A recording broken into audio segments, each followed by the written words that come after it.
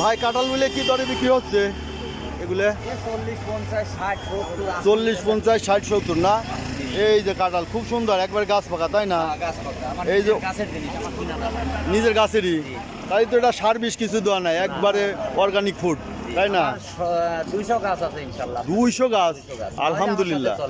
তাই এখন হ্যাঁ, ও একদিন যাবো আপনার ওই গাছের ভিডিও করবো।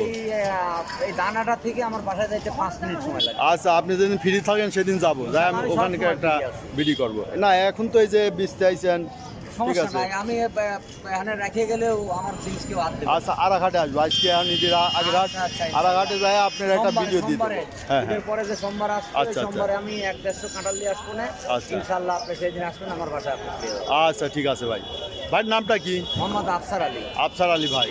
তাহলে কাঁঠাল যদি 200 গাছ থাকে, প্রচুর কাঁঠাল, ইনশাআল্লাহ ওটা তো পাইকারি বিক্রি করে দিতে আমি পারেন। পাইকারি বিক্রি করি না, আমি আমার ওখানে এতিমখানা আছে, মানুষের আচ্ছা। খাওয়াই, এতিমখানায় দেই। আচ্ছা আচ্ছা। যে এখানে আটে লিয়াইছি 3 জনের 3টা আমি দিয়ে দিছি ইনশাআল্লাহ। আচ্ছা ভাই তো অনেক বড় মনের মানুষ দেখতেছি। অবশ্যই, অবশ্যই। হ্যাঁ, এই যে দিয়ে দিচ্ছেন, হ্যাঁ, আমি অনেকের খাওয়ান, এতিমখানা খাওয়ান, 50-60টা কাঁঠাল খাওয়াবো। আবার এগুলি হাটেই কি একটু কম দামে বিছে ফেলা দিচ্ছেন। যাই হোক, এটা তো গরিব মানুষ খাইতে পারছে। অবশ্যই, অবশ্যই। আচ্ছা, তো ধন্যবাদ ভাইয়ের কথা শুনে খুব ভালো লাগলো। এই যে সুপ্রিয় দর্শক দেখলেন যে ভাইয়ের কাঁঠাল, তো আমি আজকে শর্ট ভিডিও বানাইলাম, এরপরে একটা লং ভিডিও বানাই দেবো, ভাইয়ের সাথে যাব ভাইয়ের কাঁঠাল বাগানের একটা। সোমবারের দিন। আচ্ছা, ধন্যবাদ ভাই। আচ্ছা।